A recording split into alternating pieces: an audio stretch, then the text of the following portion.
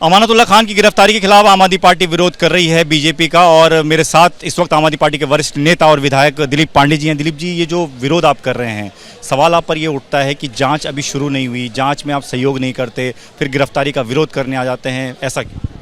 बिल्कुल, आरोप तो ऐसे लगाएगी भारतीय जनता पार्टी, उनका स्वभाव है ऐसे आरोप लगाना, बट हकीकत क्या है वो अलग है। आप थोड़ा सा पीछे जाएंगे, 2016 में इस सो कॉल्ड स्कैम जो वक्फ बोर्ड का है, इस मामले में सीबीआई ने केस दर्ज किया था। 6 साल तक खुद सीबीआई जिसने केस दर्ज किया उसने भी इस मामले में न तो चार्जशीट फाइल की, न कोई गिरफ्तारी करी। 6 साल बाद जब चार्जशीट फाइल हुई, सीबीआई ने अपने ही दर्ज किए हुए केस में साफ साफ कह दिया कि कहीं कोई आर्थिक भ्रष्टाचार नहीं हुआ।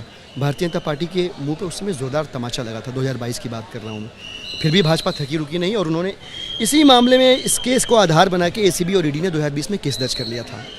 एसीबी ने गिरफ्तार भी किया। गिरफ्तारी के खिलाफ हम बेल लेने के लिए कोर्ट गए। हाईकोर्ट से जब बेल हुआ तो बेल ऑर्डर में लिख दिया गया कि इस मामले में कहीं कोई आर्थिक भ्रष्टाचार नहीं हुआ, जो अपने आप में भारतीय जनता पार्टी की साजिश के खिलाफ एक तमाशा था।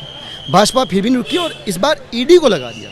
ईडी के हर नोटिस का जवाब देते रहे, ईडी के बुलावे पे जाते रहे अमानत भाई, जब नहीं जा पाए तब भी रिस्पॉन्ड किया। और इस बार जबकि अमानत भाई को इस फर्जी मामले में जबरिया गिरफ्तार किया है, अपनी सासू माँ जिनको कैंसर है, उनकी गंभीर बीमारी का, वो बेड रिडन है, का हवाला देके अमानत भाई ने थोड़ी मेहनत मांगी। लेकिन भाजपा और ईडी के दिल तो है नहीं, कलेजे के अंदर पत्थर है उनके, वो नहीं माने और जबरन गिरफ्तार कर लिया। कोशिश लगातार चल रही है हमारे मंत्रियों नेताओं को गिरफ्तार करके, जब खरीद नहीं पाए गिरफ्तार करके पार्टी को तोड़ने ख़त्म करने की कोशिश के क्रम में ये एक और गिरफ्तारी है। हम भाजपा से कहना चाहते हैं, संभल जाओ, समझ जाओ।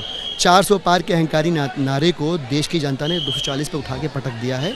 हम तो तुम्हारे अन्याय के खिलाफ कल भी लड़ रहे थे, आज भी लड़ रहे हैं और आने वाले वक्त में भी लड़ते जाएंगे। तुम जितना जल्दी समझ जाओ उतना बेहतर है। एक तरफ आप सड़क पर लड़ाई लड़ रहे हैं अपने विधायक के लिए, एक विधायक आपको छोड़ के चला गया कांग्रेस। वो कह रहे हैं कि आपकी पार्टी में दलितों का सम्मान नहीं है, अल्पसंख्यक मुसलमानों का सम्मान नहीं है, इसलिए पार्टी में रहना नहीं चाह रहा हूँ, वहाँ चले गए। क्या कहेंगे? कितना, अब देखिए, पूरा जो सर्कमस्टांसेस हैं वही आपको इस पूरे स्टेटमेंट के कॉन्फ्लिक्ट को दिखा रहे हैं। हम अमानत भाई के हक और इंसाफ की आवाज़ बुलंद करने यहाँ पे आए हैं और हकीकत क्या है कि विधानसभा चुनाव आने वाले हैं, सब जानते हैं।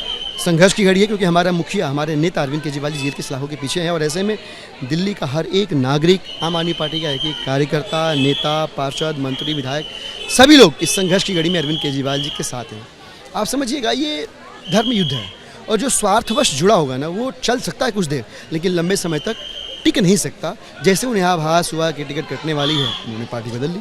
कोई बात नहीं, उनकी अपनी चॉइस है। All the best.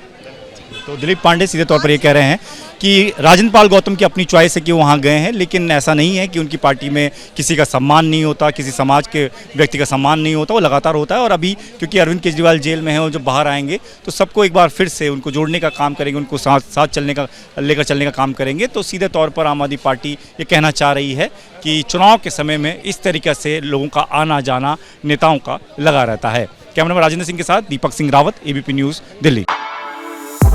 For exclusive and insightful videos, subscribe to our new channel ABP Live Premium.